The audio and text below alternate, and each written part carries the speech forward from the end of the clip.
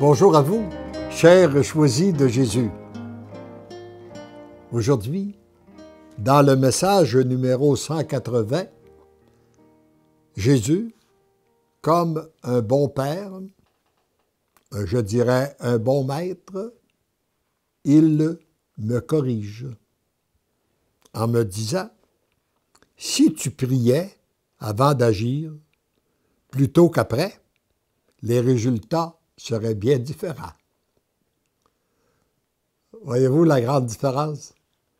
Très souvent, nous agissons, nous décidons, nous agissons, et après, lorsqu'on éprouve des difficultés, on s'adresse à Dieu pour lui demander son aide.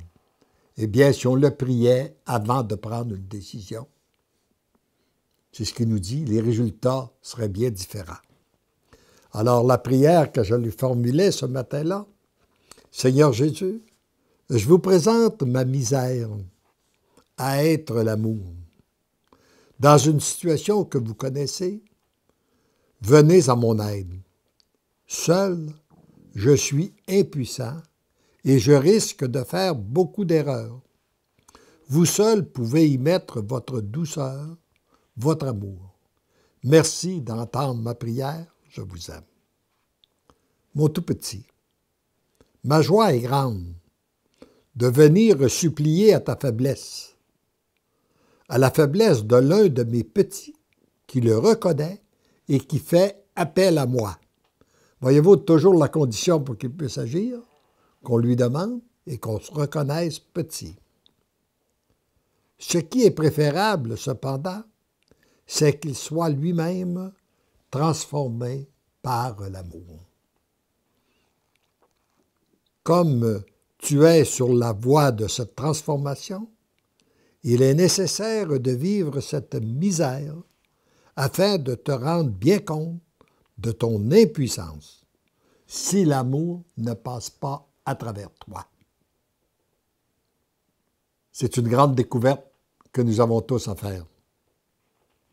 Nous sommes impuissants si ce n'est pas l'amour qui passe à travers nous. L'amour ne s'impose pas. Il ne prend que la place que tu lui accordes en faisant appel à lui avant que toi, tu n'agisses. Trop souvent, tu prends position, tu agis, et après seulement, tu demandes à l'amour d'agir. Comment veux-tu qu'il agisse en toi alors que tu as déjà agi? Si tu prenais le temps de lui demander d'agir en toi avant de poser un geste ou de prendre une décision, les résultats seraient bien différents. Et ce qui produit beaucoup de grands changements, c'est lorsqu'on se décide pour Dieu et qu'on lui donne toute la place, qu'on lui donne la première place. Beaucoup de gens croient en Dieu, acceptent de lui donner une certaine place, mais très peu acceptent de lui donner toute la place, de lui donner la première place. Comme il est dit au début de ce livre, très peu acceptent l'amour que je veux déverser dans leur cœur. Et encore beaucoup moins nombreux acceptent de se laisser maîtriser par son amour. Et pour être réellement témoin de son agir, il faut non seulement accueillir son amour, mais accepter de se laisser maîtriser par lui. C'est-à-dire que ce ne soit plus notre volonté, mais bien la sienne. Il te faut expérimenter les deux façons de faire pour te rendre compte qu'il n'y en a qu'une qui permette à l'amour d'agir en toutes circonstances. Et pour que ta demande précède toujours tes décisions, tes gestes et tes paroles, il faut que tu sois en relation constante, nuit et jour, avec l'amour. Ça me rappelle ce que m'a dit un ami qui dit « J'ai chemine dans la foi, un médecin, depuis plus de 15 ans. Et depuis 15 ans, je cherche comment faire la volonté de Dieu. Je l'ai découvert à travers les volumes pour le bonheur des miens, mais choisi Jésus. Deviens un intime avec Dieu. Permets à Dieu d'être un intime avec toi et c'est lui qui va passer en toi. C'est lui qui va t'agir, c'est lui qui va agir à travers toi, c'est lui qui va t'inspirer.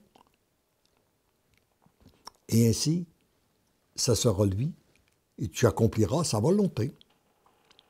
Lorsque cela se produit, c'est que tu es devenu entièrement l'amour. Et c'est ce que tu deviens présentement à travers tes misères. Reconnais que tu es tendrement et follement aimé, c'est ce qui te conduit à l'amour. Tendrement et follement, je t'aime. Et ensemble, remercions Dieu notre Père de nous avoir choisis. Père, je te rends gloire, je te rends grâce, je te loue, je te bénis de nous avoir choisis afin que ton amour puisse circuler en nous, autour de nous et à travers nous.